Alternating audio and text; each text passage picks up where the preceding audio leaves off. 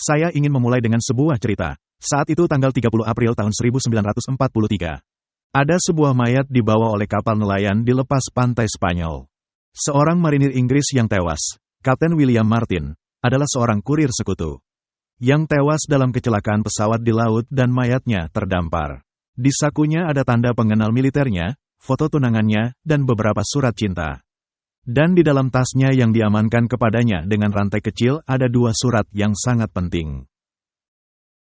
Yang pertama adalah dari Wakil Kepala Staf Umum Kekaisaran, yang ditulis kepada Komandan Inggris di Afrika Utara. Surat itu menunjukkan bahwa akan ada dua operasi yang akan diluncurkan oleh sekutu di Laut Mediterania.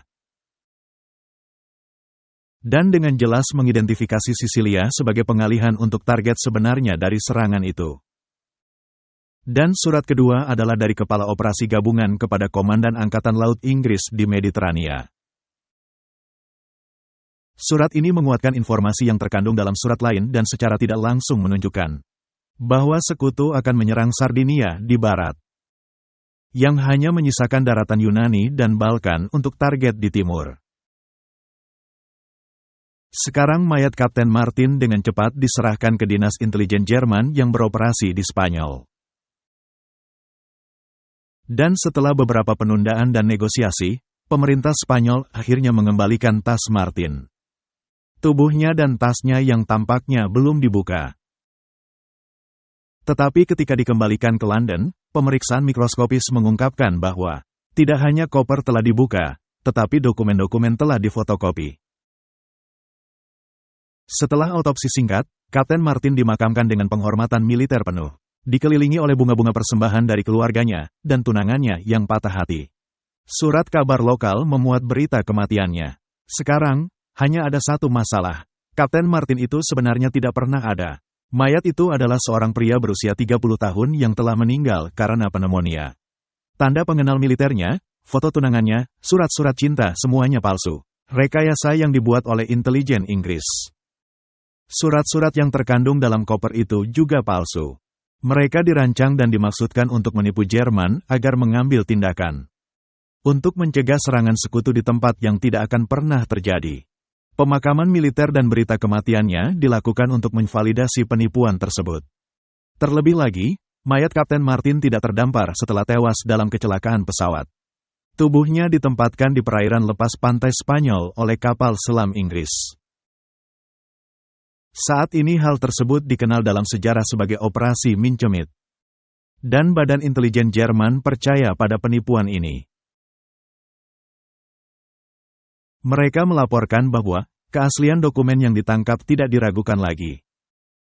Dan bahwa langkah-langkah mengenai Sardinia dan Peloponnesos lebih diutamakan daripada yang lainnya.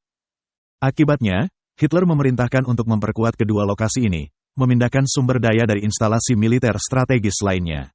Dan pada tanggal 5 Juli tahun 1943, ketika sekutu mendarat di Sisilia, mereka menangkap pasukan Jerman dan Italia, dan hampir semuanya terkejut. Dan pada tanggal 17 Agustus pasukan sekutu telah menguasai Sisilia sepenuhnya. Selama masa perang, banyak hal yang tidak pernah atau jarang terjadi seperti yang terlihat. Dan kita sedang berada dalam perang. Saya suka bagaimana Khalid Al-Hasan menggambarkan penipuan militer. Dia mengatakan itu adalah seni dari penipuan musuh selama masa perang. Melalui perang informasi dan gangguan informasi. Operasi psikologis, memanipulasi dan memperkuat kabut perang di mana lawan beroperasi. Tipu muslihat atau metode serupa. Yang dirancang untuk membuat musuh bertindak berdasarkan informasi yang salah. Hal ini menyebabkan musuh melakukan apa yang seharusnya tidak dia lakukan. Dan menahan musuh untuk tidak melakukan apa yang seharusnya dilakukan. Jika tidak, mereka akan berada dalam posisi yang tidak menguntungkan yang dapat dieksploitasi oleh pihak yang melakukan penipuan. Sekarang, sebagai orang Kristen Masehi Advent hari ke-7 kita percaya bahwa perang antara Kristus dan setan seperti yang dikatakan dalam Alkitab, yaitu pertentangan besar. Paradigmanya membuat kita dapat memahami dengan baik apa yang terjadi di dunia kita saat ini. Hal yang sering gagal kita ingat adalah bahwa kita berada di tengah-tengah perang itu. Kita tidak berada di pinggirannya sebagai pengamat di tempat lain.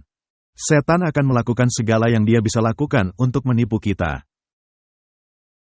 Dan pengetahuan tentang gambaran luas yang telah Allah ungkapkan dalam nubuatan Alkitab, disertai dengan bahaya yang melekat dari keyakinan yang keliru.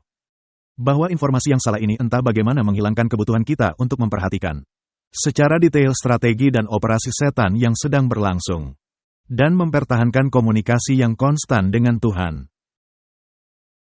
Dapatkah kita menikmati hidup kita dan menunggu terungkapnya peristiwa akhir zaman yang telah dijelaskan nubuatan kepada kita secara terbuka?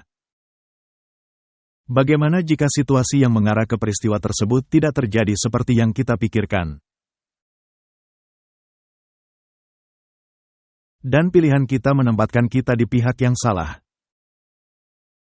Dan bagaimana jika iblis telah menyempurnakan seni penipuannya sehingga kita dapat ditipu untuk melakukan apa yang seharusnya tidak kita lakukan, dan menahan diri kita untuk tidak melakukan apa yang seharusnya kita lakukan? Telah dikatakan bahwa iblis ada pada hal-hal yang detail. Dan mereka yang mengabaikan detailnya akan mendapati diri mereka dalam jerat iblis yang mereka abaikan. Sekarang, kita telah diberitahu dalam buku Kemenangan Akhir, bahwa tidak seorang pun kecuali mereka yang telah membentengi pikiran dengan kebenaran Alkitab akan bertahan melalui konflik besar terakhir. Mereka yang tidak membentengi pikirannya akan menemukan diri mereka dalam jerat setan yang melekat pada penipuan, mempercayai informasi yang salah yang ditempatkan secara strategis di sana untuk tujuan menipu.